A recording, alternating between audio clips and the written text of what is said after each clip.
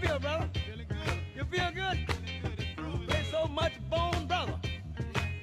How you feel, man? I feel all right. I call your name. I don't want no people to know you're in here. How you feel, brother? That jam. Sure getting down. Look at him. Ha. We're gonna have a funky good time. We're gonna have a funky good time. We're gonna have a funky good time. We're gonna have a funky good time. Let's take 'em up, Fred. We gotta take you higher.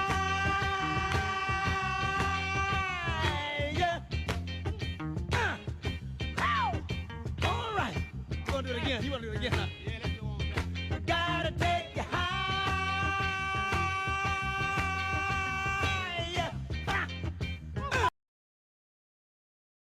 That's good. Thank you very much. Welcome back. David Penn here, the Professor Penn Podcast, episode number 74. Is it the 15th today? It is. It's November 15th, 2023. We have almost come to the end of 2023. We're but a couple weeks away from the holidays. And for those of you who are honest, a lot of Americans have already started their party. It's already started. Heck, what's productivity?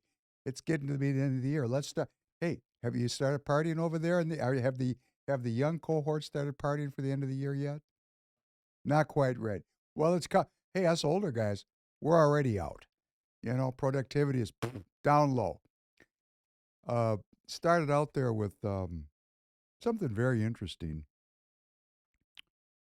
That's James Brown, which is Soul Brother #1 for my generation, and one of his great jams. And I played this because of culture. Culture is so interesting, and I have to make some presumptions based on my awareness and my knowledge of history and having been around the world. That if you go back and look at that video off Instagram, it certainly looks to me like Chinese young women. It just does. And I could be wrong, but they look, and I know that Chinese people like to get together into group activities and film things and leave a record of it. It's a pastime there. But what was so interesting about this, since I understand so well what Chinese men and women in my cohort have said about black people over the course of 30 years of me interacting with them, which is not very positive. They get along just fine with the Dixiecrats and the Know-Nothings. Here's culture. Here is a room full of young Chinese women dressing in a way that's not traditional. Some of them, even if you look closely, are dressed in a way that's sexually ambiguous, which is really working the margins, in Chinese culture. And they're dancing in a very unusual way. I wouldn't call it hip hop, but I would call it pretty good movement. That movement was good.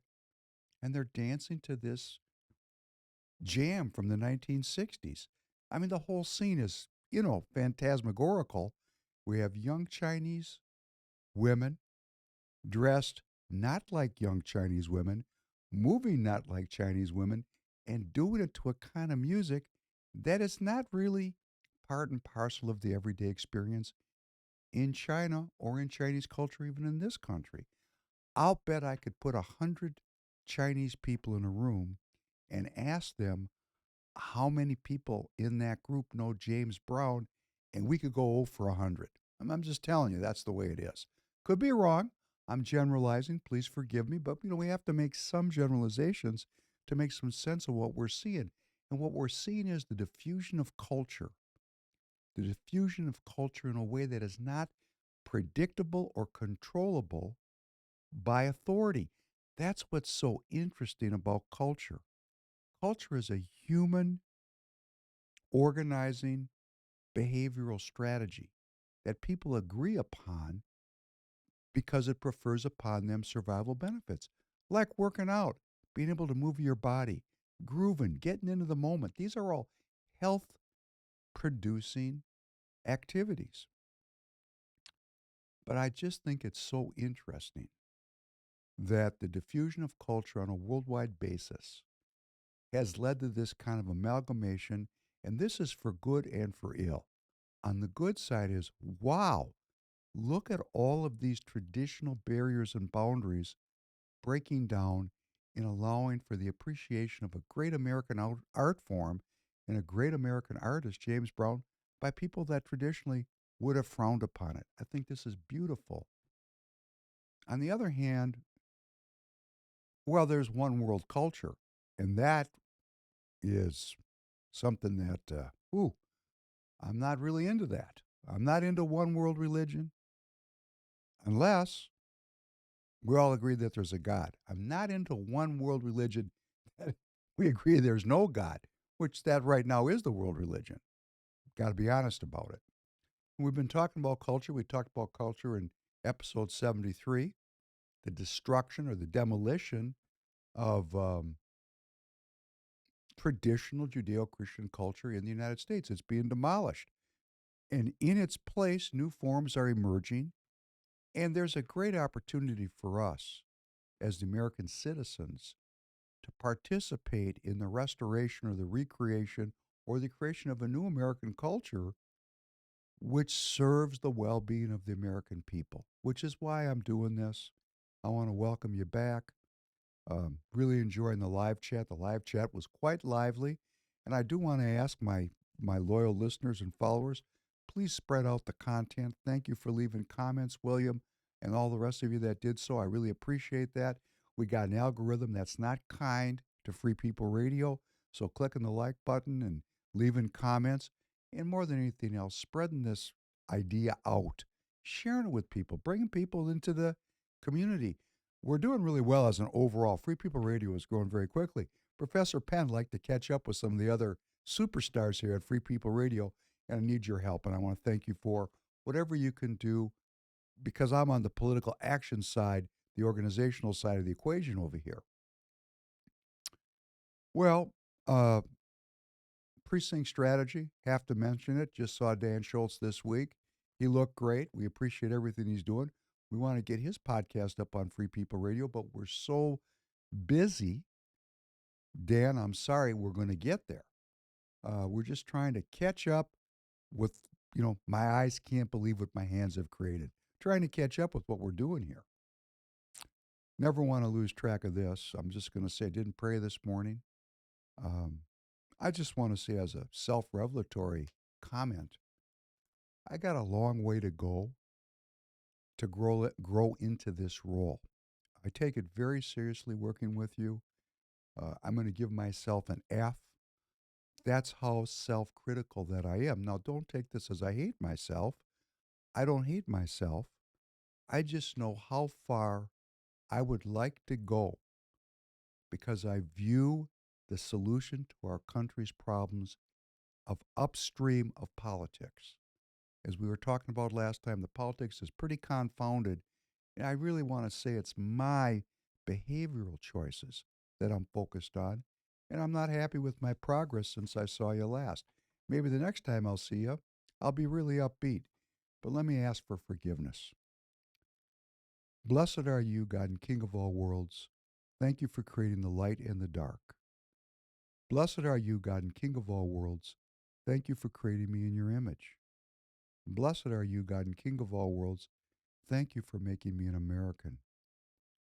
Blessed are you, God and King of all worlds. Thank you for making me free. Blessed are you, God and King of all worlds. Thank you for healing the blind. Blessed are you, God and King of all worlds. Thank you for feeding the people. Blessed are you, God and King of all worlds. Thank you for releasing the bound. Blessed are you, God and King of all worlds. Thank you for raising up the downtrodden. Blessed are you, God and King of all worlds. Thank you for creating the heavens and earth. Blessed are you, God and King of all worlds. Thank you for providing for all my needs. Blessed are you, God and King of all worlds. Thank you for directing my path. Blessed are you, God and King of all worlds. Thank you for our American courage. Blessed are you, God and King of all worlds. Thank you for crowning America with glory. Blessed are you, God and King of all worlds. Thank you for restoring strength to the weary. Culture, we talked about the demolition of culture, and we talked about the demolition of Judeo Christian culture. And today I'm going to get into some things I hope YouTube will support. And I'm going to say again, we're an underground transmission. I try to speak sometimes a little bit elliptically because if we meet things head on, we're going to run into a big strike. And I don't want to do that because I believe in the political process. I believe that our institutions are good and it's the people within them that suck, which means if the people restore their sacred honor, our institutions will be refreshed. So I don't want to create a condition where the message is deep sixed because we go over the top with it. We have to kind of work together as a community to fill the blanks in. We got the live chat, we got social media to communicate, and we're always testing the limits. Not that we want to breach boundaries, but there is a effort to suppress certain ideas. We're living in a, I'm not going to call it anti-religious, but it's certainly non-religious with a growing anti-religious sentiment, an anti-Christian sentiment. And we were talking about the fundamentals of the Judeo-Christian culture. And I left one out, and I'm going to play it. And I'm going to play it because it's something that we all need to contemplate. Can you play this next one, please?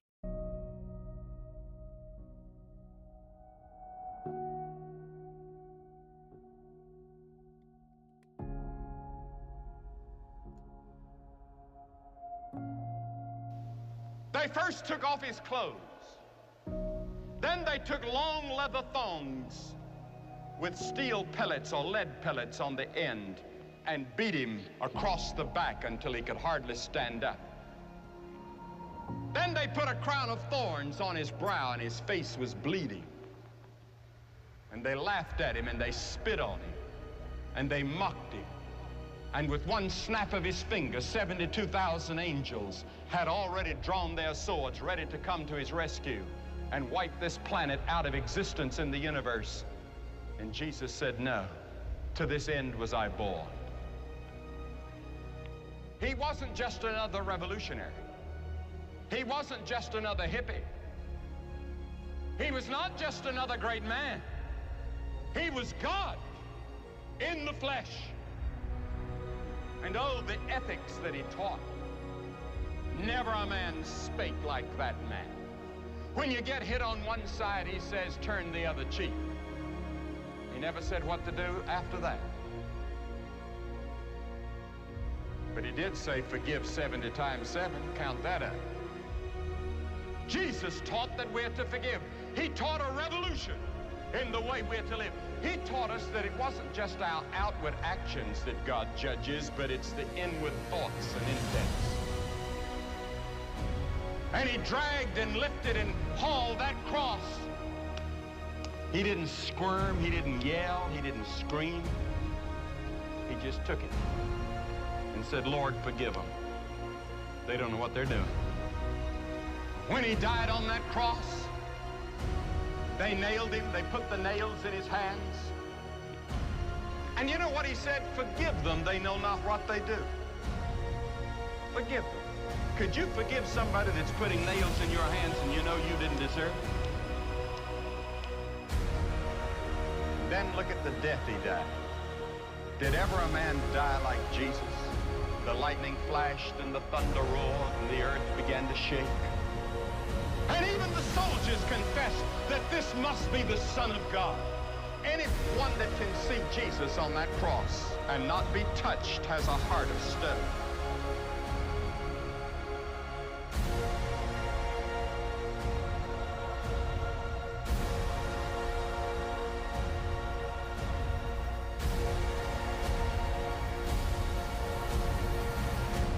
And then, on the cross, he said, my God, why hast thou forsaken me? And then he dropped his head and said, it's finished. What did he mean?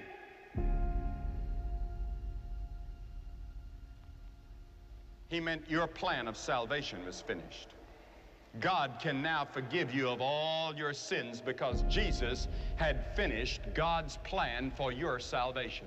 Because you see, God knows every one of you by name. He has the hairs of your head numbered.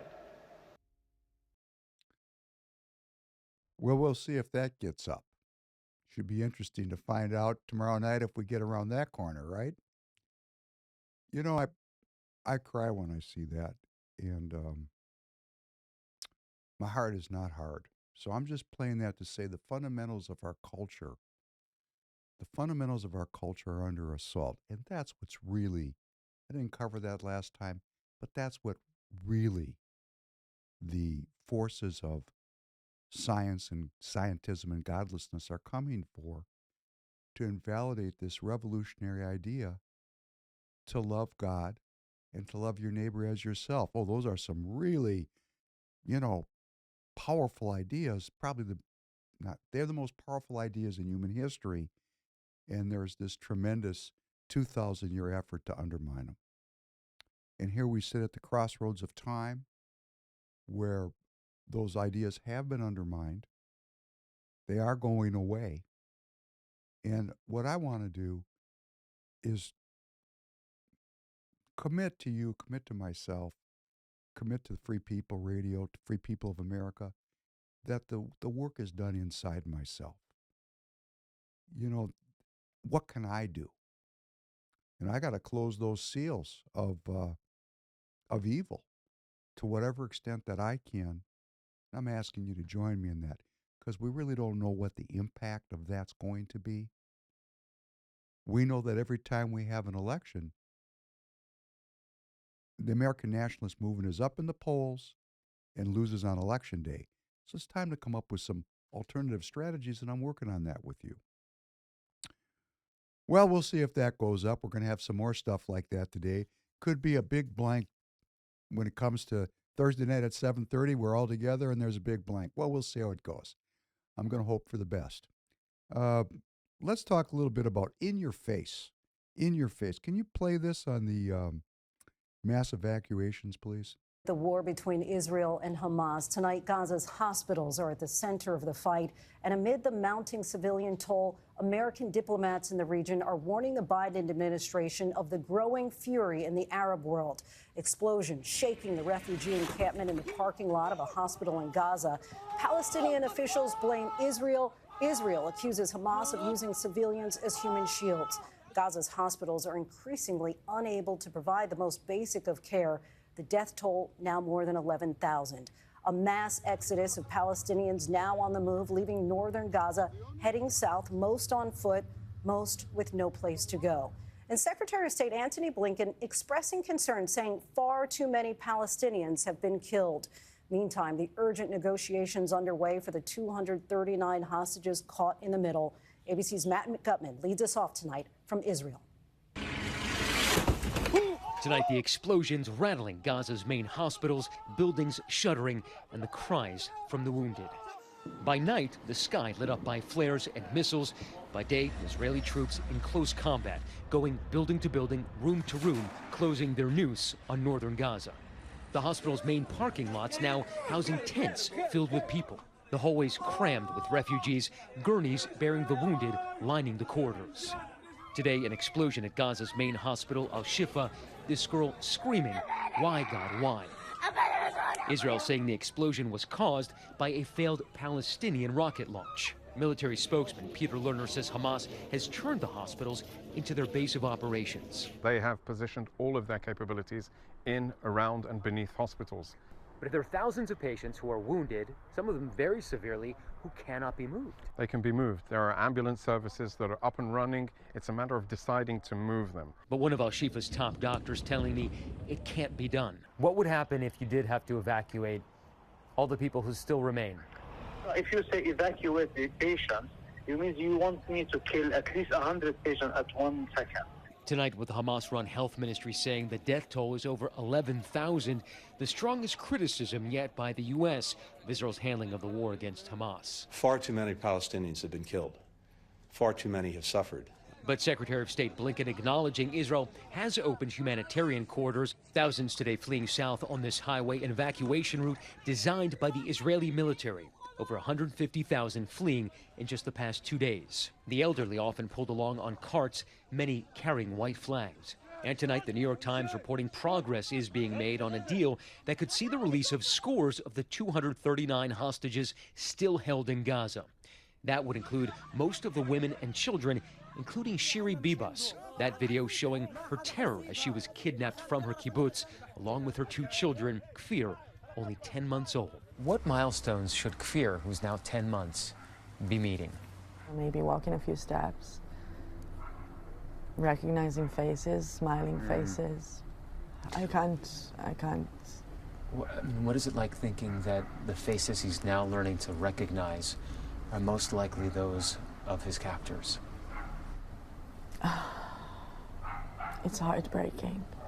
Lindsay, Israel has said that over the past 24 hours, its forces have operated not just in the Gaza Strip, but also in the West Bank, along the Red Sea, in Syria, and in Lebanon, where it's been fighting this low-level war with the powerful Iranian-backed proxy Hezbollah. The concern is that one wrong move on either side, and that could become a major war. Lindsay. Mounting fears of possible escalation. Matt, thank you. So we don't know what's going on the ground there day by day. We just have to go with what our trusted media shares with us. And I looked across the spectrum of media today, and I didn't see anything really new from what we knew yesterday or the day before. But the people involved in this are willing to die. I mean, that's quite obvious when you get a bunch of marauders going in and doing this kind of mayhem. I don't want to say it was a suicide mission, but these were young men ready, willing, and able to kill and to be killed in their cause. And what we end up getting into when people are willing to die like this, particularly in a tribal conflict, humiliation becomes very important. And there's a lot of efforts right now being made to put some very humiliating scenes up on media, because the goal is to break the will of these people, to destroy their movement both materially and spiritually. Can you play this on the flag raising, please?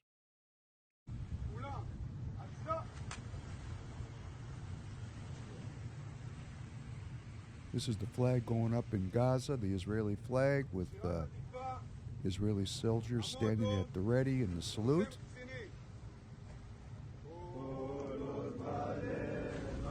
They're singing a song in Hebrew. It's famous. And their ability to sing in tune in a way that's lovely. They get an F. In fact, it's so horrifying, they might be trying to be horrifying. They sound like ghouls.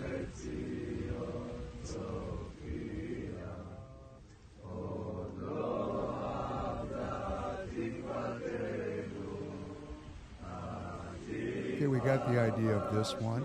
Let's play the next one. These are humiliating scenes that the Arab and Muslim world have to pay attention to. Not fun. Flag has come up in the Gaza Strip. In fact, IDF soldiers are now hoisting the Israeli flag in the Gaza Strip. The forces are now claiming, just as the world defeated ISIS, we are defeating Hamas. Radical Islam is the enemy of humanity. Israel is making this world a better place. This is a statement coming in from the Israeli Defense Forces now. The soldiers, the visuals that you see on your screens, are now hanging the Israeli flag in the Gaza city. It's good, thank you. So what we have here is the humiliation of the Palestinian people. They're losing this, which is no surprise because they're technologically mismatched with the Israeli army. And the Palestinians, of course, are very disappointed that Hezbollah in Lebanon has not escalated a northern war with Israel. And, you know, this is really where we're at today. And I looked at it just before I came on set, waiting to see, or not expecting, but, you know, just didn't want to make a false statement as of this moment. Nothing has really changed with Hezbollah in northern Israel on the Lebanese border. Palestinians are very disappointed that Hezbollah has not entered this conflict in a more sincere and in-depth way. It's kind, I'm not saying they're not killing each other up there, but it's not a general war, and the threats are quite extreme, very extreme on both sides. But nothing's happening. That's leaving these Gazans on their own. You saw those scenes of a mass evacuation. I mean, I try to put myself in that headspace. One day I'm in my house, and the next day I fill up a backpack with whatever I think I need, and then I'm evacuating. This is the kind of experience that is life altering. And if you take a look at the scenes of Gaza, there's not going to be too much for these people to come back to. Israel is turning Gaza, into a sandbox. So this is a humiliating moment. It's a moment where Israel is continuing to press its case in its military action. Secretary Blinken is, starting to run cover, because the administration's got to be on both sides of this equation, both sides of the football. And I think about 400 U.S. government employees in the State Department are either resigning or threatening to resign because they want the U.S. government to restrain Israel. So there's a lot of warp and woof, a lot of talking. But when it comes to the fighting, the Gazans are on their own. And that's just the way it is right now. Maybe it'll change, but it looks to me like the rumors of an impending World War III nuclear exchange over this could be a little overblown. So we're going to go along. We're going to monitor this, and we're going to, mourn the deaths and pray for peace. I'm going to pray for peace, and I urge you to pray for it also. We don't know how it's going to work out. We just want it to be peaceful. And for those of us in the audience that are going to say, let's kill every one of these people, well, killing everybody, that's ethnic cleansing. We want to stay away from that. That's not a good foundation to move forward. Let's pray that there's some kind of result here that elevates all of humanity. Such things are not impossible. We just judge that they're impossible. Thereby, it becomes a self-fulfilling prophecy. Let's not judge lest we be judged. Let's open up the space for peace. Peace, something we would all want to aspire for, even the most hardened killers among us. Most of them, not all of them, some of them prefer war and killing. Most of them would like to move to a more peaceful world. All right, we got to talk a little bit about how Free People Radio stays on air. And I'm going to ask you to go to freepeopleradio.com if you want to support the content. We appreciate your support. We're trying to be self-financed. We don't want to sell time. We don't want to sell out. We're trying to create a financial ecosystem where we can continue to build this content and build this distribution and not go broke in the process. Now, one of the fundamental things we're doing here is we're in the tire business, Tireget.com. So one of the things I'm going to be doing is I'm going to be doing these live reads, which you will see starting to show up in all of your conservative media spaces. So please humor me. Tireget.com. Tireget.com is an online e-commerce tire retailer. We are here to serve the American public with the best possible customer service, the best pricing, and we make it extremely easy. We have many name brands and a lot of low-cost tires. The price is right, and it's easy. You go online to Tireget.com, Tireget.com, Tireget.com. You go there, you put your zip code in, all the inventory displays right in front of you. You can call in for help if you want to. We'll help you get the tire that you need. But we will take the tires you buy and at no extra charge deliver them to the dealer right by your house where they will be installed at the market price. It's easy. The best price, the best service. Great people to deal with. Thank you for going to Tireget. All right, we're going to practice that. That's a Tireget live read. Thank you for humoring me. We're going to get back to the script. And we're going to move on to something you're going to relate to, remaking the Republican Party. It needs a makeover. Woo! Does it need a makeover? Let's play this piece here on the candidates. You're going to like this. As President of the United States, what would you be urging Israeli Prime Minister Benjamin Netanyahu to do at this moment? Governor DeSantis. I would be telling Bibi, finish the job once and for all with these butchers, Hamas. They're terrorists. They're massacring innocent people. They would wipe every Jew off the globe if they could. What I would tell Bibi is that Israel has the right and the responsibility to defend itself. I would tell him to smoke those terrorists on his southern border, and then I'll tell him as President of the United States, I'll be smoking the terrorists on our southern border. They have to, 1, eliminate Hamas, 2, support Israel with whatever they need whenever they need it, and 3, make sure we bring our hostages home. Diplomacy only is a weak strategy. Appeasement leads to war. You cannot negotiate with evil. You have to destroy it.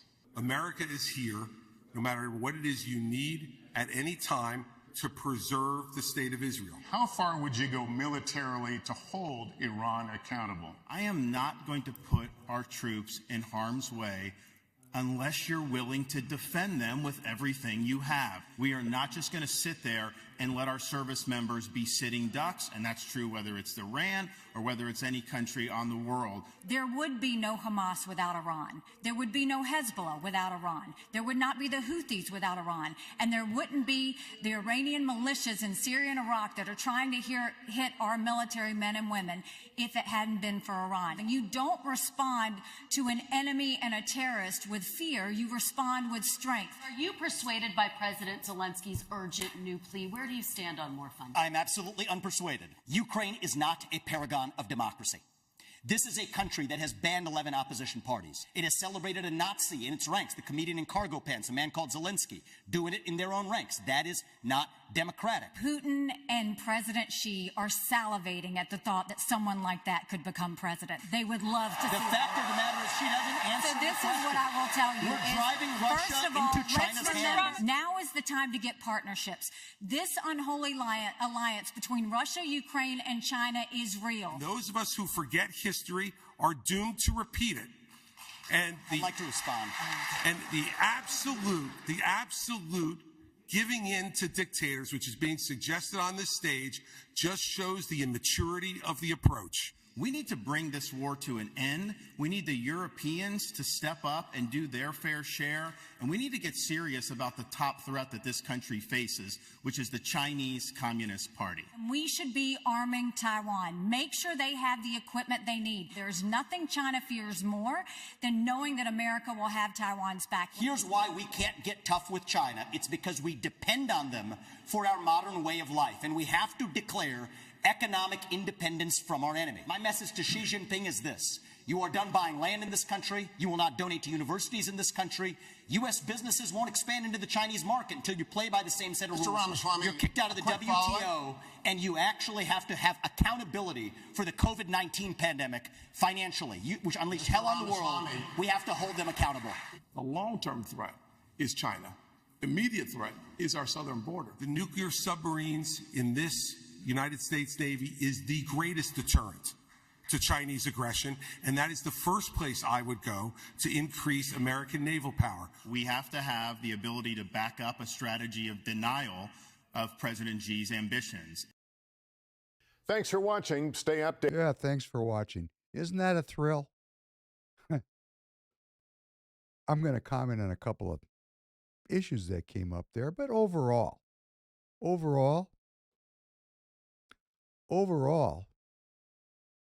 that's the most underwhelming group of know-nothings, war hawks and neocons, other than some of the comments that Vivek Ramaswamy made. The lack of creativity, the homogenous politics, the acceptance of America as the empire that has the right, nay, the responsibility We're talking about arming Taiwan. Oh, Iran, that's a great one. This is a little reminiscent of 9/11. We attacked the Saudis and went to war with Iraq. What a great work that was. Don't you think that's kind of a scam? 18 of 20 of the hijackers on 9/11 were Saudi. And the next thing you know, it came from Saddam Hussein, and away we went on a wilding. It had nothing to do with anything. So Hamas attacks Israel. It's a Sunni Muslim group. It's funded by the Turks and the Qataris. There's not a lot of funding that comes from Iran. They're Shia. Their crew is the Hezbollah and the Houthis, Shia militias. In fact, not that long ago, and of course it could be tomorrow, the Shias and Sunnis will kill each other like any other group that don't like each other. They're two sides of the same, group, but they hate each other like Democrats and Republicans. But, they attack Hamas. Hamas is Sunni, funded by the Turks, funded by the Qataris. Oh, let's go attack the Iranians. It's a misdirection. So you're talking about arming Taiwan, and China's our biggest threat. We managed to talk about Ukraine, another war, and this war over in the Middle East. And these people are talking about war. This is getting tiring for me. Very tiring. And the one part that was so interesting was when Vivek Ramaswamy started talking about Ukraine, and Nikki Haley put him down and said, dictators are salivating to have a man like, and what she's talking about really is Donald Trump, or an America firster, an American nationalist that does not want to support the empire, that wants to take care of Professor Penn and all my problems, which are enormous. And I would like my government to pay attention to the needs of the American people, because I'm an American person. Isn't that kind of selfish of me? Yes, it is. Right now, we're thinking about the Taiwanese, the Ukrainians, Hamas, the Israelis. I mean, we're all over the world with every concern, these people that want to get elected, and they're all sitting around waiting for Donald Trump to stumble. And then, if he does stumble, and, I'm going to just say, not because I want to throw my support behind Donald Trump or not support, I'm just saying he's a transformative and critical American political figure. Let's God protect him, because there's a lot of people that want to kill him. So, thank you, God, for protecting Donald Trump so we can have a constitutional political process. But if for some reason Trump couldn't get in the blocks for the 2024 election, we'd most likely end up with this woman, Nikki Haley, as the Republican nominee. And I have met her and spoken with her, and she is exactly who she portrays herself to be. She is a saleswoman for empire. I don't know if she believes in it. I'm really not quite sure what she believes, because I find it fantastic that someone could believe as she does. I figure she must be fronting, because how could anybody believe like she does? But hey, if we lose Donald Trump, it's Nikki Haley. Everybody has to look inside and say, here's who we are. And Elliot, would you just play Who We Are, this next piece on the flyovers? Because this is who we are. Listen to the screams and the cheers.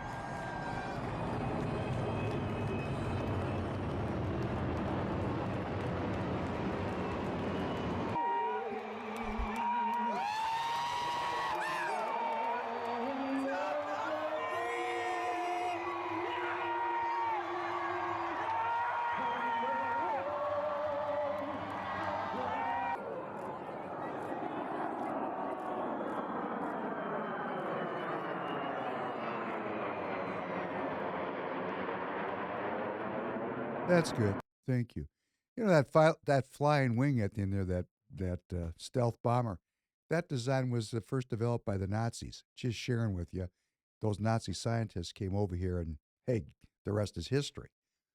You know, my point is this. I'm just going to say this as an American citizen. Our country's most important industry is developing weapons of war. Unless we use those weapons, unless we turn that inventory, the companies that create these weapons don't get the reorder. You know, it's like in the tire business. Can't buy more tires until the tires in the inventory are sold. Otherwise, there's no place to put them. And guess what? The bombs were building up. But now we're using them all over the world. We're using so many of them, we don't have enough production. So we can open up more bomb factories. Isn't that great? So American citizens who are not working, who are living hand to mouth, many of them are going to get to work in the war factories and make good money. Hey, that's our economy. Aaron Burnett even said this on CNN that you can't mess with the military industrial complex because so many jobs depend on it. We are completely insane as a people. Insane. We are accepting insanity as reality. We need to wake up from this. The end of this is not good. As it was said, live by the sword and die by the sword. We're living by the sword. That's just the way it is. And we've got all these people, all these never Trumpers. And what did Trump do?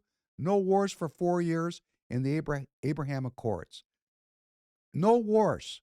No wars for 4 years. Good enough for me. Good enough for me. Give me any president that keeps my children out of a war, has my vote. If they're coming across my border, hey, I will go because I'll have to. We'll be fighting in our own backyards. Oh, wait a second. They are coming across our border in the millions. Where is our self-defense? Why are we not defending ourselves? I could go on and on. I know you all know this. It has to be set as a marker, just as a marker. Got to put it down. There's a guy named David French. He works for the New York Times. He's a never Trumper. He published an opinion piece since I saw you last about Mike Johnson. And David French self-identifies as as an evangelical. And of course, so does our new speaker, Mike Johnson. Mike Johnson said, if you want to know what I think about things, this is his quote, well, go pick up a Bible off your shelf and read it. That's my worldview. And David French made a big point of saying the Bible does not tell us what the funding for the IRS should be. You know, he was into that. The Bible has certain key principles like telling the truth. And he went to work on a former co-worker of his, which was Mike Johnson. David French and Johnson worked in the same law firm. And he was going to work on him and saying, you're a liar, Mike Johnson. You really supported the big lie. And here's what he said. This is from French. It was one of the most comprehensively and transparently dishonest political movements in American history. I'm going to say something. Let's get this clarified so we can end this argument with the big lie. This is a question of messaging. I'm going to tell you as a political operative, you can fence things a lot of different ways. There's a lot of different ways to sell something. I'm going to sell it to you the way I believe it is. The Democrat Party, the leftists, the globalists, the Uni Party, because the Republican Party's in on this too, which we'll see in a second. The globalists, funded by globalists, went on a 20-year legal campaign to change the laws around elections in this country. The laws are changed. So if you change a rule so that there's automatic voter registration when you get a driver's license, and then you change another rule so that illegal aliens in your state can get a driver's license, such that many illegals will now go vote because they're non-government organizations, the NGOs that organize these illegals, tell them, go vote, shoot your best shot. And you say, oh, it was a big steal, it was fraud. This is my opinion. You can fence it anyway, but I want to fence it in a way that we can do something about it. The laws have been changed. Now we have millions of new illegal alien voters throughout this country. So what's the battle line? It's the absentee ballot boards and the election officials that are going to police the fence if a ballot is legal or illegal, if a voter is a legal voter or an illegal voter. That's the game. Now, you can say, oh, there's illegal voters, it's fraud. You know what? You could say it's a big lie to talk like that, because the real game is lawfare. Where is the conservative movement on the legal front to address these issues? Like, for example, in Texas, where Attorney General Ken Paxton fought 38 lawsuits, won 38 out of 40 matches against the globalists to preserve election laws in the state of Texas. Now, of course, the leftists said that Paxton was restricting voter access. I mean, this is a giant scam, this whole thing. It's great for raising money. It raises money on both sides. A lot of lawyers make a lot of money. It's a it's just another wedge issue. Let's get it down to what works. You want to change the law? Get involved in the law. You want to confront this thing? Join your absentee ballot board. Be an election official. I know many of you are. This is the critical front line. This is not lying or frauding. This is called politics. If you don't show up to guard your border's open, conservatives. So I just wanted to clarify that, because we can stay trapped in this thing with the left forever. The big lie. This will go on forever. I listen to MSNBC. Willie Geist. The insurrection. The coup. Just stop. Stop. Stop. Let's not play their game. Let's just go out and get involved. This is a political action committee. I know we're going to have more success in the future. If I could motivate one of you to become an election official, that would make my time here worthwhile. Boy, we're making the party. And boy, we got some skullduggerous characters in here, like Rana. Let's just look at this from two ends. We're going to show you a reviled character, Rana, who's the leader of the RNC, the Republican National Committee, and let's see what she's working against, because she is working against Donald Trump, a very popular and beloved figure in half the country. I mean, loved like never before. And they're working on this guy hammer and tong. Let's take a look at Trump entering the stadium. Look at this. You didn't see it. How strong that team is, making his way into the building. One of the bigger mixed martial arts fans I know, President Donald Trump, taking his octagon side seat for UFC 295.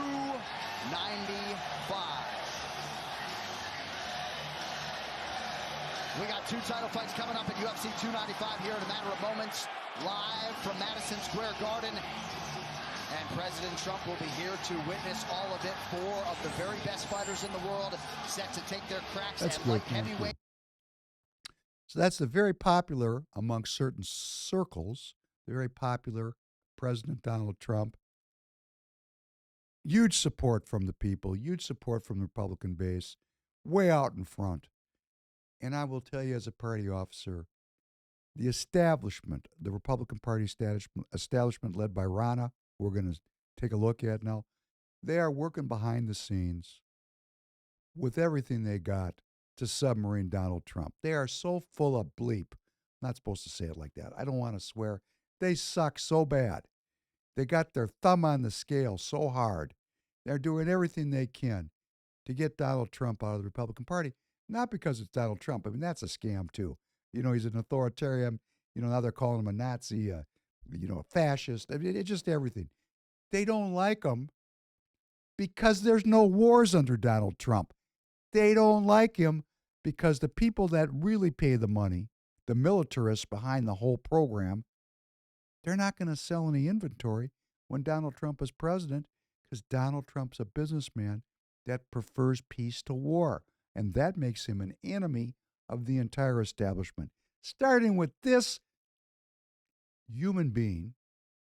Rana, please play the 334 piece with Ingram.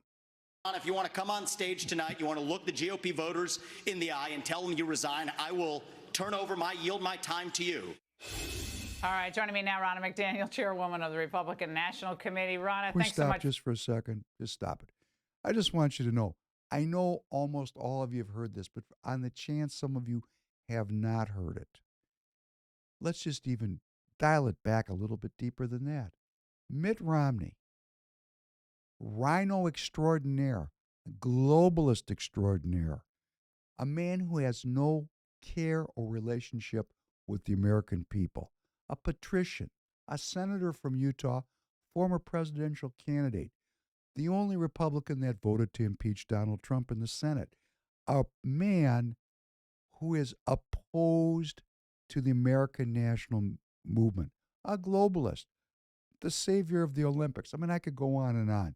The exporter of jobs to China. I could go for 10 minutes on this man's catalog of actions that disadvantaged American citizens. He's the uncle of this woman.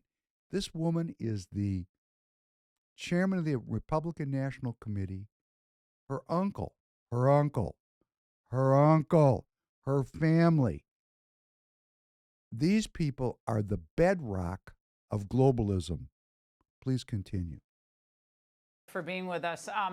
Vivek and others are saying that under your leadership, Republicans have lost election after election, and positing the question, why should you retain your job given the track record of the party under your leadership? And to that, what do you say?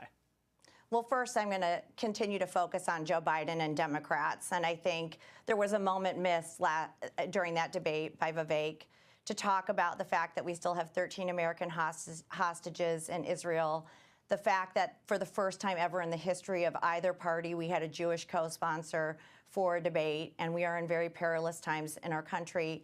And I do think Republican voters, and I hear this echoed all the time, are tired of the circular firing squad within our party, and they're saying, can we please talk about Joe Biden and the Democrats and the border and fentanyl and crime and what's happening to our kids and inflation. But I'll definitely defend my record as chair. Yeah, I mean, Ronna, I think... You know, she's the chairwoman of the party. I hear that exact same speech from her representatives here in Minnesota. We're so tired of the circular firing squad. Couldn't we just have unity? You national, David Penn, you're the devil. I've heard that. You know, people call me the devil. Why? Because I don't agree with these people. They don't want to do politics. They want to label, control, and minimize the participation of American citizens that would really like to be involved in the party. Let's continue and finish this. Ron, I think I agree with you. Let me just say, I mean, all that you just said, I couldn't agree with more. But and you're right. I mean, obviously that should be a key focus. But I know you believe in accountability. You talk about it all the time. I mean, everyone. I mean, I'm accountable. You're right. Some accountability. Okay, that's what I asked you, and you went into another, another I was going to go there. Sorry, I took too long on the answer, but I was getting there. I'm not trying to avoid anything. Let me promise you that, Laura. Listen, when Vivek didn't vote in 2016, I was leading Michigan to the first win in history in 30 years. In 2018, we defied the odds. We got 3 senators, people like Josh Hawley, that allowed President Trump to build the largest conservative majority on the Supreme Court. In 2022, the RNC, which is a turnout machine, right? We're not the messengers. We don't create the messages for the campaigns. Those are the consultants who get. This thing, I mean, she's got a script. I have to listen to this drivel right here in Minnesota. Turnout machine, what a great job you're doing, Ronna. Nobody turned out. That's why we lose. Because this woman is birth control to turnout. Please continue.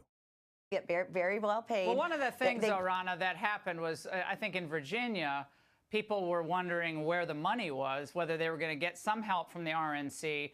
And I know at one point you said that you were not asked for money in Virginia, but a Republican source familiar with the Youngkin team in Virginia told The Angle late tonight that is false. And Well, there, meaning your story keeps changing. Anyone who thinks Virginia Republicans wouldn't want help when we knew we'd be outspent isn't being serious. You know, Ronna, they were Laura, let me outspent by just say $8 million. Glenn Youngkin and did a phenomenal job, and he raised a lot of money. A lot of people don't understand fundraising. I can't raise state dollars. I don't get unlimited convention and state dollars. Stop, these please. Okay, I'm stupid. See how she did that? A lot of people just don't understand. You know, you dummies. Our audience, we're a bunch of dummies. We don't understand. Let me tell you how it really goes down. The real deal is these people raise hundreds of millions of dollars every year, billions since she was installed. They pick who gets the money. There's a Senate fund, a House fund, the RNC. These people are, and she's going to say she doesn't, get involved in the messaging. That's up to the consultants. Well, the consultants are on her payroll. They are totally involved in the messaging. They just don't want to admit to it. They twist everything and control all the levers of power. In the Uni Party, as thought control for the American nationalists, she is the ability of this woman to distort the truth, in my opinion, is legendary. Let's continue. State House and state Senate races. The RNC is a federal committee. So, I mean, come on. Can you just, these are people who come after me all the time. They're on Twitter. They're all the time. And let's see their results. What did they do in Virginia? How much money did they give? But let me. Heard the same thing here in Minnesota. What did you do? What school board candidates did you support? You know, these people are losers. They provide no leadership. They provide no charisma. Here's President Trump walking into a UFC, big event, full stadium, people going wild with the ever-present and very cool Kid Rock with, Dana White. I mean, the thing was cool. It had some juice, had some excitement. Look at her. You want to follow her? What are you, crypt keeper? You're 462 years old. She's your, hey, if you're 462, she's looking pretty good. Let's continue. Let me stand by something else. In 2022, we took back the House. And the RNC is part of that. We're building the road. And we're launching Bank Your Vote. We've got to do that. Stop, please, again, and we're going to be done with her. We're launching Bank Your Vote. Well, I'm going to leave you a little story here. I used to do a thing here. I stopped because I got tired of assisting these people. I used to do a very cool thing, which I would have called the Precinct Strategy, but they'd all freak out because the last thing they want is a precinct strategy. My Three Stooges. Remember the three? We haven't talked about the Three Stooges for a while. The Three Stooges of the Republican Party, the leadership. Mr. We don't do that here. He's a national committee man. He works with Ronna. They're personal friends. Mr. We don't do that here. That would be called politics. Mr. We don't need any more Republicans. That would be the leader of the Republican Party here in my area. Mr. We don't need any more Republicans. Why? Because if there was more Republicans, he'd lose his job. And Mr. History doesn't matter. Military intelligence, high up in the party, telling people, don't pay attention to history. Just listen to the man behind the curtain. Listen to the Wizard of Oz. We'll tell you who to kill next. These people are so bad. They're so bad. And I think most of them know they're bad, and they don't care. They don't care. They want to be bad. They want to participate in an empire that has military industrial complex assets throughout the world. They want to participate in a system that holds one race superior and another inferior, even though that's morphed into a different kind of a form, but it's the same Darwinist idea. They think they won the game. They don't care about me. They don't care about my children. They don't care about my community. They certainly don't care about the black people living in Minneapolis. They don't even go into that community. And Ronna McDaniel is the leader of that band. And let me tell you how we're going to get rid of her. There's only one way to get rid of these people. Caucuses in Minnesota or in your state, please find out by going to precinctstrategy.com, where the rules of your state will be found. Please, 24 hours a year, 1 day a year. We're all sitting around complaining the end is near. Armageddon is coming. The end times are here. You know, I'm going to share with you my thinking. Let's say that's true. I'm not going to just sit back and go, well, the end times are here, because I think I'm going to get judged for that. I'm going to do, this is why I'm doing this with you. I'm going to do everything I can to tell the truth, to spread a message of love and cooperation and peace. And if the end times come, I will be able to die with some dignity. So that's an important part for me. So every one of us can become delegates in our state parties. There are 183 Republican National Committee people, 3 from every state and from the territories. They elect this woman, Rana. They elected her. They just recently reelected her to be the chairwoman of the party again, even though she has a horrible record of losing everything she does. As I said, Republicans are always ahead in the polls and lose on election day. That's why we know that the turn out the vote machine that she's saying, we're just a turn out the vote machine. She's failing at that.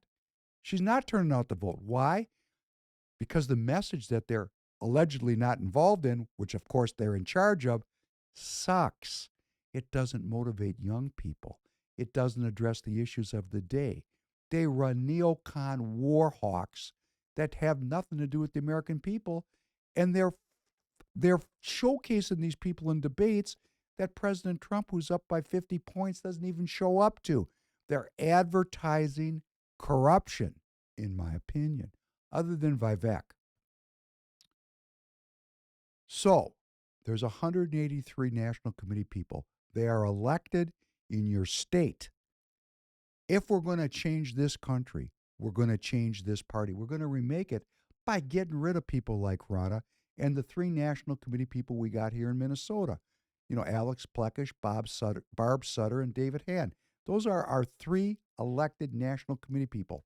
All rhinos, all anti the America First movement. They all hate me. Some of them even told me they hate me. One of them threatened me twice, actually 3 times.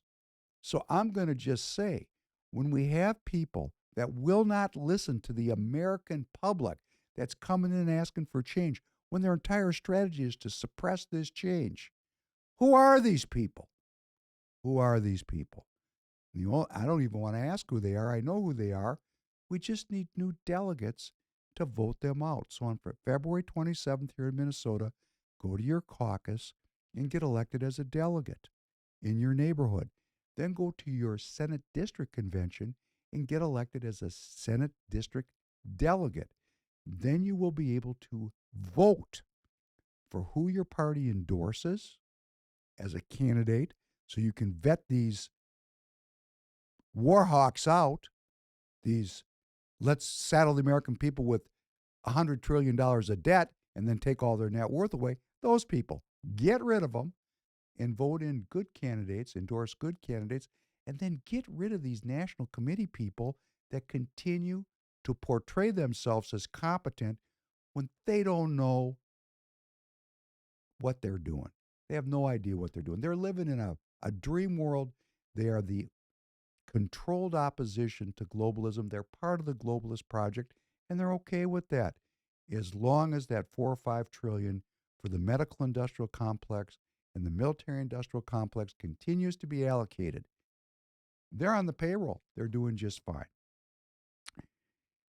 And while we're arguing about all these things and getting concerned about all these things, the real big changes that really matter, I'm going to tell you right now, it chokes me up. I'm going to have to talk about this carefully, or this won't even get up. This episode won't get up. And I'm going to say again, it's not necessarily the institutions that are corrupt. It's the people that hold power in the institutions. That's why us getting involved and bringing back sacred honor to our political process is so important. But while we're looking at Taiwan and Hamas and debt and all the problems that beset us, it's crazy. Culture just keeps on moving along. Remember, culture is upstream of politics. So let's talk about what's going on in the world, and let's remember. And as I talk about this, I have to be very aware that this is our culture. So we're going to speak of it in, not necessarily disparaging terms. Just want to know what's really going on. Or as Bob Marley's saying, check out the real situation. Can you play this piece on the digital passport, please?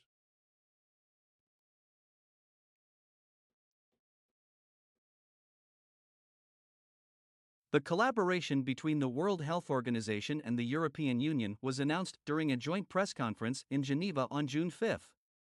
The purpose of this collaboration is to establish a global system of digital vaccine passports based on the EU's digital COVID-19 certification system. The intention behind this global system is to facilitate international travel and safeguard individuals worldwide against current and future health threats, including pandemics. According to the WHO press release, this initiative serves as the initial step in the development of the WHO Global Digital Health Certification Network, which aims to create a variety of digital solutions to enhance healthcare for everyone. The COVID-19 pandemic highlighted the value of digital health solutions in facilitating access to health services, WHO Director General Dr. Tedros Ghebreyesus said during the press conference. While the emergency phase of the COVID-19 pandemic is now over, investment in digital infrastructure remains an important resource for health systems and for economies and societies at large. The WHO has stated that they will use the EU Digital COVID Certificate as a model to establish a global digital health certificate. For the full story, please visit the link in the description. Okay, so there's your digital passport that's based on your health status. And the World Health Organization is in its final edits of their pandemic treaty. The World Health Organization welcomed a historic commitment by global leaders at the United Nations General Assembly to strengthen the international cooperation, coordination, and governance and investment needed to prevent a repeat of the devastating health and socioeconomic impact caused by COVID-19, to make the world better prepared for future pandemics, and to get back on track to achieving the Sustainable Development Goals. We've talked about these, the SDGs, the Sustainable Development Goals. You go back and look at it. Okay, so we've got digital passports on our phones.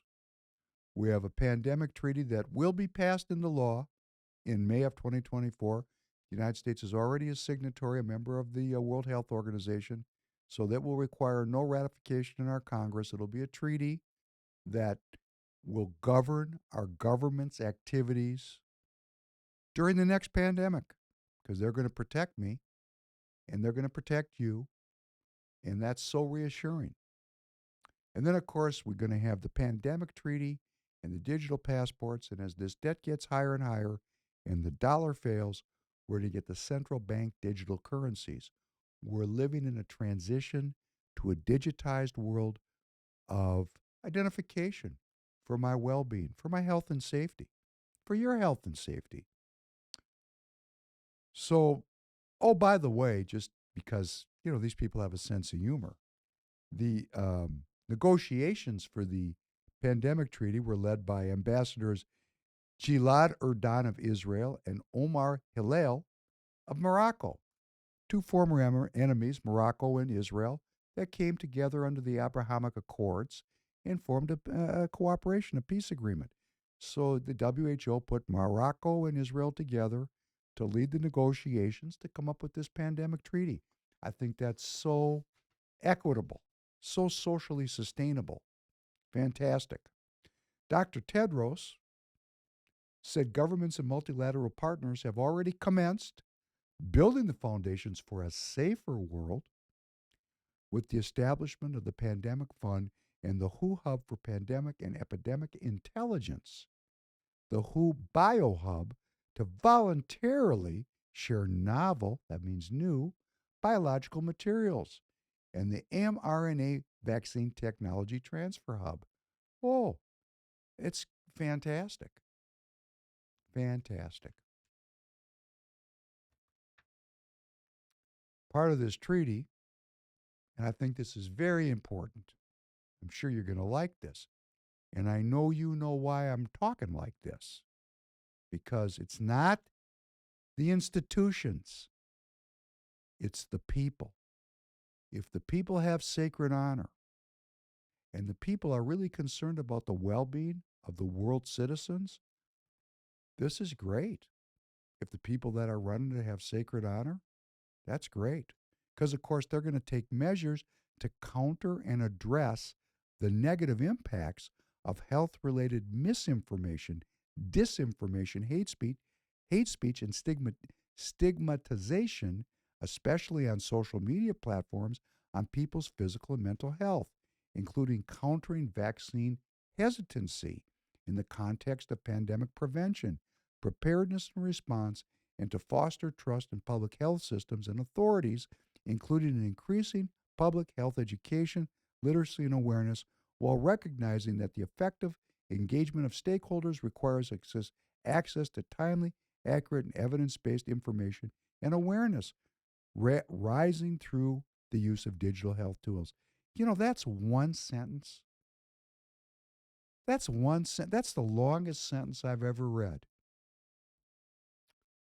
I think it's great. I'm going to read it one more time. It's such a great sentence. It's such a part of a great treaty. One sentence. Listen, and I will read. I'll do a better job. The pandemic treaty will take measures to counter and address the negative impacts of health-related misinformation, disinformation, hate speech, and stigmatization, especially on social media platforms, on people's physical and mental health, including countering vaccine hesitancy in the context of pandemic prevention, preparedness and response, and to foster trust in public health systems and authorities, including by increasing public health education, literacy, and awareness, while recognizing that the effective engagement of stakeholders requires access to timely, accurate, and evidence-based information and awareness raising, including awareness raising, including through the use of digital health tools. What a sentence. Wow. Someone composed that sentence. That's a mouthful. It's fantastic. And you know, if we have doctors and politicians in our world that are concerned for the well-being of the people, I think it's crackerjack, because I would like my life to be saved if there's another pandemic. I'm sure the live chat will be quite lively on this issue. And I'm bringing it up again because culture is not controllable. It moves on its own, like those young Chinese woman dancing to James Brown. That was a shocker to me. That's why I played it. And the culture around all these issues is in the hands of the people. Now, there are those that believe they can shape and control the culture, but they would be wrong. We are the culture. We are the culture. So let us be well educated, well informed, and let us look at our institutions and respect them, because after all, Professor Penn prays for peace. That means that the people who are upstream of politics at the cultural level, we need to, and I need to, and I commit to doing this, I need to pursue a higher level of goodness. I need to not accept sin in my life. And whoa, that's a challenge, isn't it? And that's what I'm going to do. I'm going to challenge myself. I hope I transform right in front of you over the months and years to come. I would like to be a good person. Because there's all these people that suck, right? They're everywhere. So I'm going to talk and finish our podcast tonight with something local, but it's national. It's two very successful politicians here in Minnesota. And that would be Senator Amy Klobuchar, senator from Minnesota. That would be in our Congress, a national senator, if you don't know her name. Amy Klobuchar. And Morrison. Kelly Morrison, who's our state senator right from my local area here in the western suburbs of Minnesota in Congressional District 3. Kelly Morrison, that would be doctor, the Dr. Kelly Morrison. That's a doctor. She's a doctor. She went to medical school. That must mean she's smarter than I am. Of course, because she's a doctor. She's a doctor. And she is a state senator in the Senate of the Minnesota legislature. She is a senator right here in my area. Let's start with Dr. Morrison. The doctor. She's, you can go look at a picture of her. I'm not going to do this. I'm not going to put her face up, but she's a very attractive woman and very friendly, and she's got a wonderful smile. And she goes to all of the events, and she's on social media. She's really good with social media, which, of course, our Republican counterparts suck at because their average age is 462 years old, and their leader, Ronna McDaniel, doesn't know anything about social media or being cool or the importance of being cool in politics because culture's upstream of politics. So when President Trump walks in with Kid Rock, hey, that's cool. I mean, that's cool to me. Kid Rock's walking with a cocktail. He's got his hat on, his shades on. He's walking with the president. I mean, that's cool. And here's the Republican Party, and all they do is not cool. They specialize in not cool. But Kelly Morrison, she's cool. The doctor, first of all, she's a doctor. That makes her cool. She's got experience working with people. She's cool. And she goes to all the events and she posts and she's constantly posting. But let me tell you what is her greatest accomplishments here in Minnesota. She was the state senator who wrote the law. That was the third law passed here in Minnesota when the Democrat got control of the state government here in Minnesota. Because, of course, our Minnesota GOP sucks. It's a turnout machine that fails to do turnout. And I'm going to come back to that. I didn't forget bank your vote. I want to get back to that. The first bill, I like saying this, makes me happy. First bill. Minnesota is now a state that has automatic voter registration when I get my driver's license. Second bill. Illegal aliens can get Minnesota driver's licenses, which means, hey, if I'm not on my absentee ballot board, these people are just going to zip right on through and vote. It's not a big lie. It's not a fraud. It's politics, and the Republican Party sucks at it. They suck at it, and they're getting outplayed because the people that they're fighting against are beating them. And they're just happy to just march right in there and keep their jobs and be the controlled opposition. And the third bill, Kelly Morrison, the third bill, that's the Dr. Kelly Morrison, the third bill that she sponsored that passed, enshrined in abortion rights for Minnesota women up to birth. 9 months. Hey, I had a change of thinking. This used to be called infanticide, of course, but now it's the law of the land. And this is a heresy of democracy. We think here in this country that if we vote for it, it's right. It's morally correct. That is not the case. In a democracy, we can vote for things that are morally incorrect. And we do it all the time, and we're doing it with greater and greater frequency. So Dr. Kelly Morrison, the doctor, because of course she's a doctor, of course she knows everything that I don't know about women's reproductive health care. Health care. It's health. First of all, I need to get this right, don't I? It's health care when we abort a baby at 9 months. That's health care because we're taking care of the mother, right? Okay. That was her bill. If I sound a little bit sarcastic, it's because I am. Because she is a doctor who wrote a bill that got passed that drove a wedge right through the Minnesota electorate. That's great. A second bill that she's working on is for euthanasia, to legalize the killing of the sick and the dying here. And when I say killing them, I mean they have other words for it, But going back to the last podcast where we said a fundamental of Judeo-Christian culture is God has mastery over life and death. No, no, no, no, no, no. The Dr. Kelly Morrison has the abortion bill and the euthanasia bill, and this is her great contribution to Minnesota politics. And guess what? Our CD3 Congressman, Dean Phillips, has declared to run, the audacity to declare to run as a Democrat in the Democrat primaries against President Biden. And this did not make the Democrat establishment happy.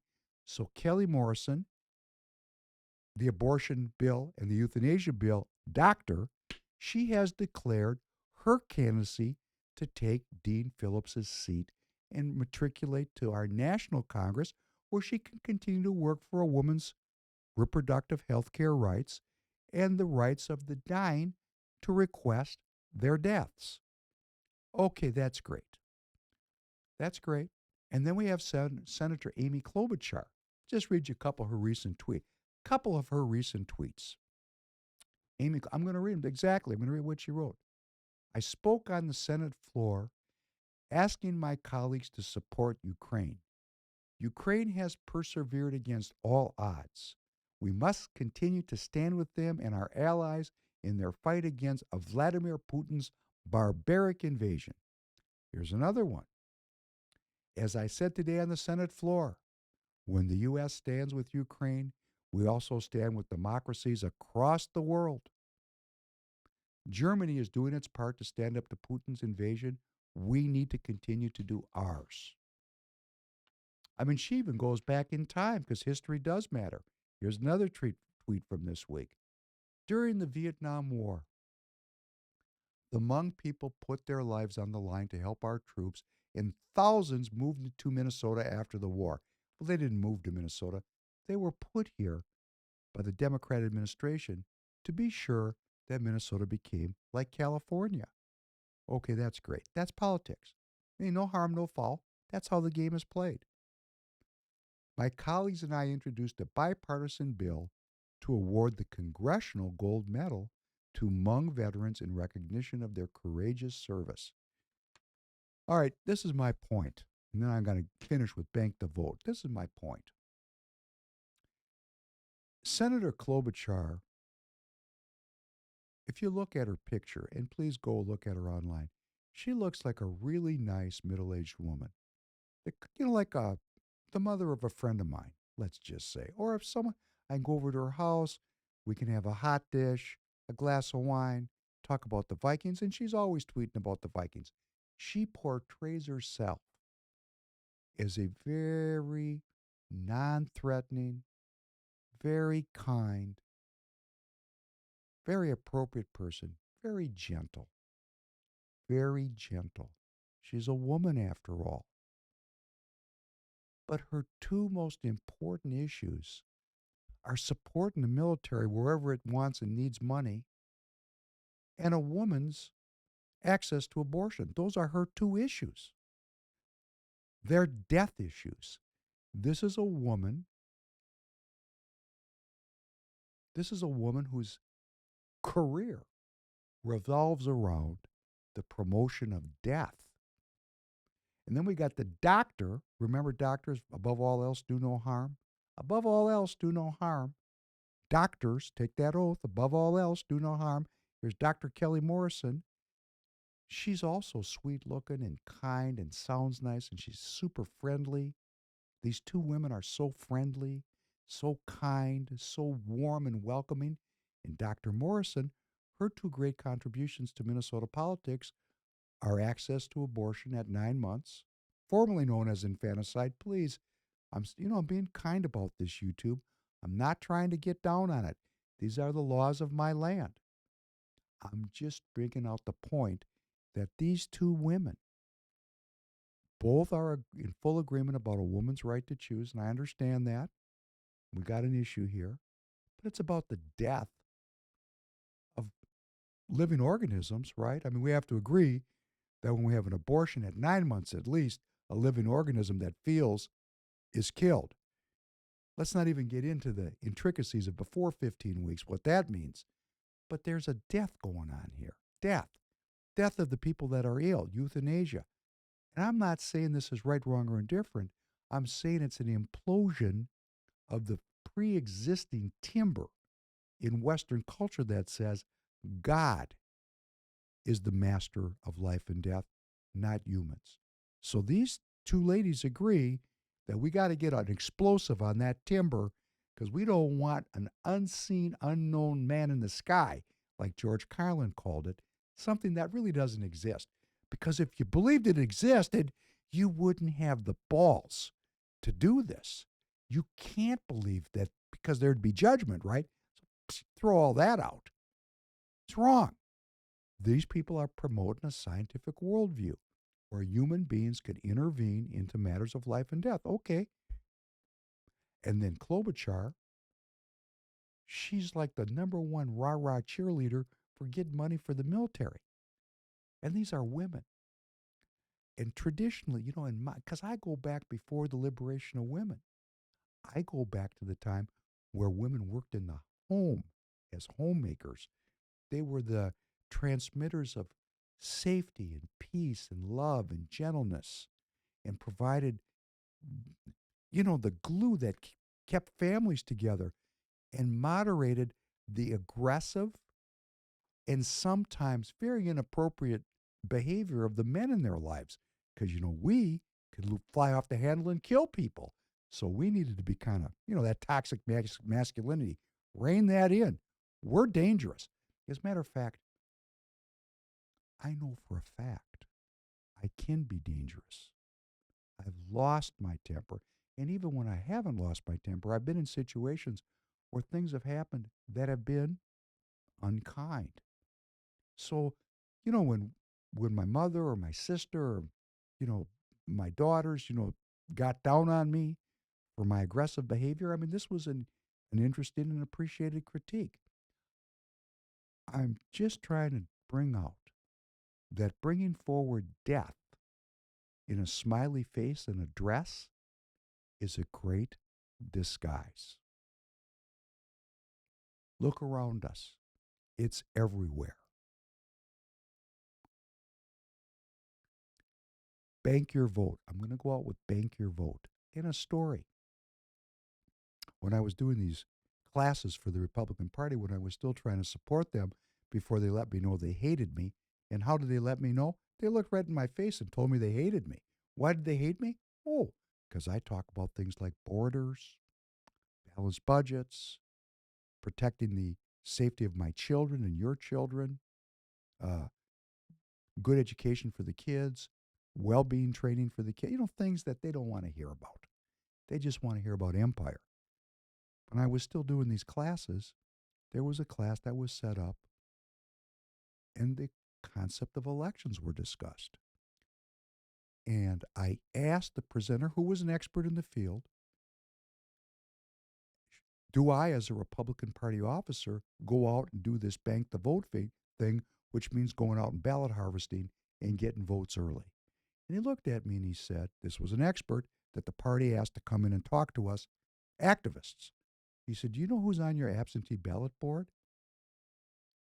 And I have to be frank with you, at that moment, I didn't know there was an absentee ballot board, and most likely, most of the activists in that auditorium, 300-400 people, they didn't know either.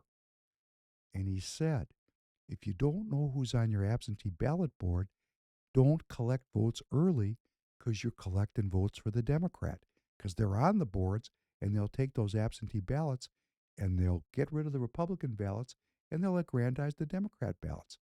And that's politics. That's not fraud. That's politics. And he gave the recommendation to our party, get control of your election machinery first. And what does Ronna McDaniel do? What does the Minnesota Republican Party do? They tell us activists to go out and get early votes, and they know that the ballot boards and the election officials are controlled by the Democrat. This is how insane a world I'm living in. We can't even get the horse before the cart. We put the cart before the horse. How are we going to go anywhere? I know I've been sarcastic today. I want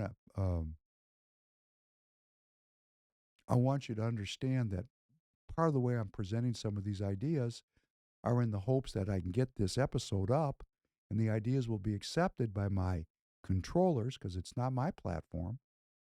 And I'm going to say again in closing, it's not the institutions. It's the people that are in the institutions. And the way to get better people into these institutions is upstream of politics. It happens at the level of education. So Professor Penn is going to be thinking about education.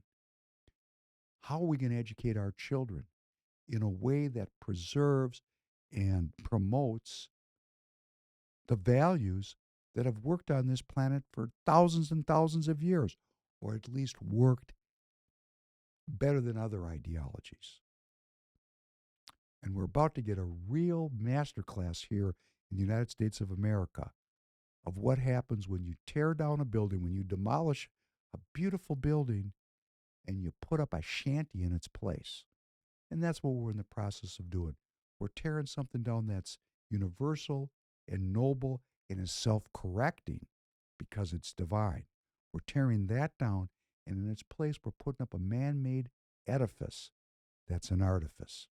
And on that note, I want to wish you a well-being weekend. I'm looking forward to the live chat. I'm looking forward to seeing you next week. I hope you get outside and enjoy the last of the good weather that we're going to have this week. Be well, and thank you very much for joining.